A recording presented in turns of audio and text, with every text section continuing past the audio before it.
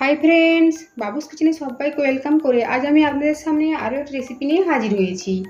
আজকের রেসিপি হলো পোয়া পিঠে।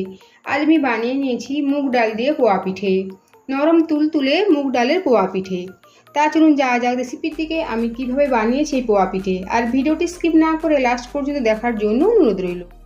1 কাপ মুগ ডাল 2 ঘন্টার জন্য জলে ভিজিয়ে রেখেছিলাম।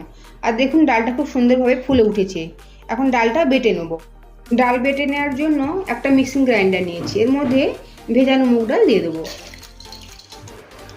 একটা ছোট এলাচ, অল্প পরিমাণে জল দিয়ে ফাইন করে বেটে নেব। ডাল বাটা বড় মিক্সিং বোলের মধ্যে নিয়ে নেব। 1 কাপ পরিমাণে সুজি নিয়েছি। আমি কাপ মেপেই সমস্ত উপকরণ নিয়েছি। 1 কাপ মুগ ডাল নিয়েছি আর তার সাথে নিয়েছি 1 কাপ পরিমাণে সুজি। এখন এই সুজি ডাল বাটার মধ্যে দিয়ে দেবো। 2 কাপ ময়দা,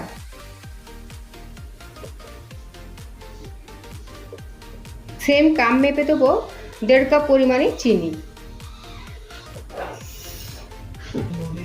স্বাদ মতো লবণ। সমস্ত উপকরণ মিশিয়ে নেব।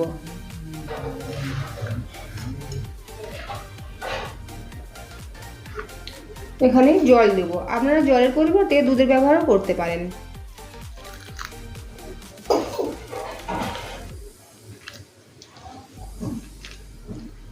এখানে টোটাল 1 কাপ পরিমাণে জল দিয়েছি। সমস্ত উপকরণ ভালোভাবে মিশিয়ে নিয়েছি। এখন 15 থেকে 20 মিনিটের জন্য এভাবে রেখে দেব। এর ফলে ব্যাটারটা খুব ভালোভাবে সেট হয়ে যাবে। 20 মিনিট পরে ফিরে এসেছি। দেখুন চিনিটাও ভালোভাবে গলে গিয়ে সুজিটাও ফুলে উঠেছে, সাথে সাথে ব্যাটারের কনসিস্টেন্সি একদম ঠিক রয়েছে। আর এর মধ্যে জলের প্রয়োজন নেই। এখন এই ব্যাটারের মধ্যে দেবো 1/2 কাপ পরিমাণে নারকেল কোড়া। এটা পুরোপুরি অপশনাল। ভালো করে মিশিয়ে নেব।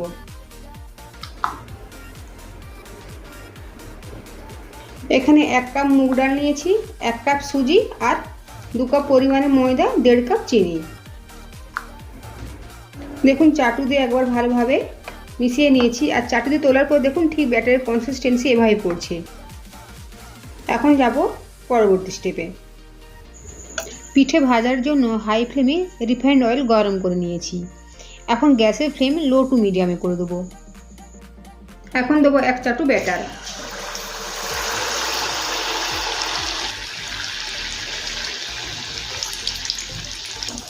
দেখুন পিঠেটা আস্তে আস্তে ফুলে উঠেছে।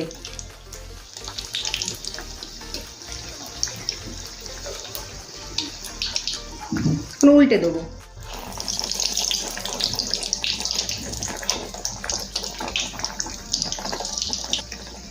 গ্যাসের ফ্লেম লো টু মিডিয়ামে রেখে কিছুক্ষণ সময় নিয়ে পিঠেগুলো ভেজে নেব।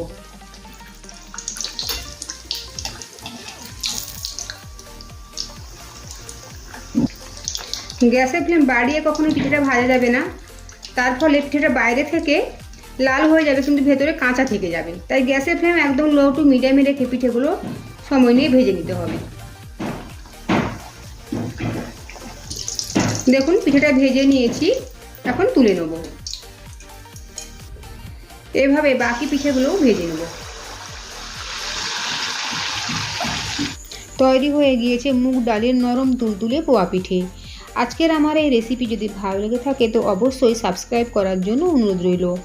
আর বাবুস কিচেন ফেসবুক পেজটি ফলো করার জন্য অনুরোধ রইল।